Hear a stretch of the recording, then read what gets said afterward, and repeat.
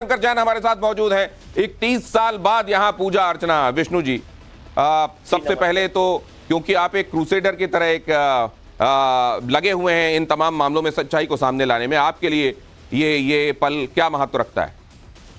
बहुत ही भावुक क्षण है मेरे लिए और पूरे समाज के लिए, जो पिछले 31 साल से एक अन्याय को झेलता रहा, एक अन्याय के दंश को झेलता रहा और पिछले 31 साल से बराबर ये बात चिल्ला चिल्ला के कहता रहा, जो किसी ने नहीं सुनी कि यहाँ पे पूजा पाठ होती थी और एक सरकार ने उसको अपनी पावर का दुरुपयोग करते हुए उस पूजा पाठ को रोक दिया था। और मुझे खुशी है कि ईश्वर ने हम लोगों को आशीर्वाद प्रदान किया और कोर्ट में हम लोग गए, कोर्ट ने हमारी बात स्वीकार की और वहां पे पूजा पाठ के आदेश दिए। और मुझे खुशी इस बात की भी है और मैं आपके चैनल के माध्यम से आज उत्तर प्रदेश सरकार को, पूरे लोकल एडमिनिस्ट्रेशन को बधाई देना चाहता हूँ, धन्यवाद देना चाहता हूँ कि उन्होंने कोर्ट के ऑर्डर की इमीडिएटली कंप्लायंस की और वहां पे जो नित्य पूजा पाठ है वो शुरू हो चुकी है। इस पूजा पाठ में मैं आपको ये भी बताना चाहता हूँ कि टोटल 8 मूर्तियां इस पूजा पाठ में रखी गई हैं, जिसमें विष्णु जी की मूर्ति है, गणेश जी की मूर्ति है, हनुमान जी की 2 मूर्तियां हैं, योगिनी पट है, शिवलिंग का अर्घा है, राम जी का लिखा हुआ पत्थर है जिसमें पत्थर में राम भगवान लिखा हुआ है और गंगा जी का जो वाहन मकर है, इन सब की भी वहां पे वापस उस चल विग्रह को स्थापित किया गया है, जिससे वहां पे नित्य पूजा पाठ शुरू हो पाई है।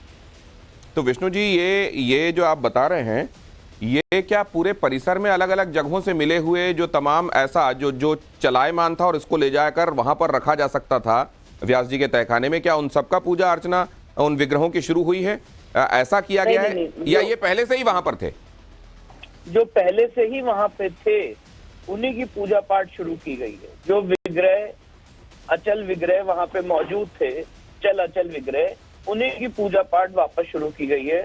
वहां पे अखंड ज्योति भी जलाई गई है और ये सारी जो आरती का टाइम है वो भी मैं आपको बता देता हूँ। मॉर्निंग में मंगला आरती होगी, दोपहर में भोग आरती होगी, शाम को आरती होगी और फिर सनसेट के बाद इवनिंग में शयन आरती होगी। ये सारी चीजें वहां पे नित्य शुरू हो चुकी है, जो पहले होती थी नियमित रूप से। विष्णु जी, अब इसके बाद ज्ञानवापी, पूरे ज्ञानवापी के संदर्भ में आगे की राह आपको क्या दिखाई दे रही?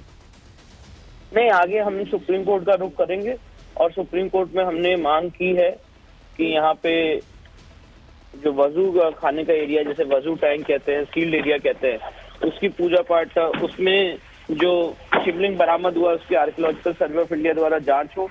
और मुझे पूरी उम्मीद है कि आगे आने वाले समय में कोर्ट हमारी बात को सुनेगा और वहां पे भी एसआई के जांच के आदेश हम कोर्ट को कन्विंस करेंगे कि वहां पे एसआई के जांच के जो ऑर्डर है बहुत जरूरी है। एक बात और मैं आपसे समझना चाह रहा था, वहां पर काशी विश्वनाथ मंदिर के करीब ही वो जो ग्लो साइन बोर्ड है जो बताता है कि इस तरफ क्या है, वहां ज्ञानवापी मस्जिद जहां लिखा हुआ था उसके ऊपर लोगों ने मस्जिद के ऊपर मंदिर चिपकाया है। ये टेक्निकली आप इसको सही देखते हैं या इसके लिए इंतजार किया जाना चाहिए? अब देखिए, लोगों की भावनाएं, लोग क्या करते हैं, मैं उसके बारे में तो नहीं जवाब दे सकता हूँ। जो मैं कोर्ट के माध्यम से कर रहा हूँ, मैं वही बात आपके सामने रख रहा हूँ। नहीं, मैं यही तो तकनीकी रूप से इसको अभी क्या देखा जाएगा, क्योंकि यहाँ पूजा अर्चना हो रही है। हमारा ये मानना है, हमारा ये लीगल स्टैंड है कि वो ज्ञानव्यापी मस्जिद नहीं, वो ज्ञानव्यापी मंदिर है। आप अगर वहां पे घुस के नमाज भी पढ़ ले तो कभी भी मंदिर, उसका अस्तित्व नहीं खत्म हो जाएगा। मस्जिद का, उसका जो मंदिर का अस्तित्व है वो हमेशा रहेगा। तो ये बहुत बड़ी बात विष्णु शंकर जैन की तरफ से कही जा रही है और समझिए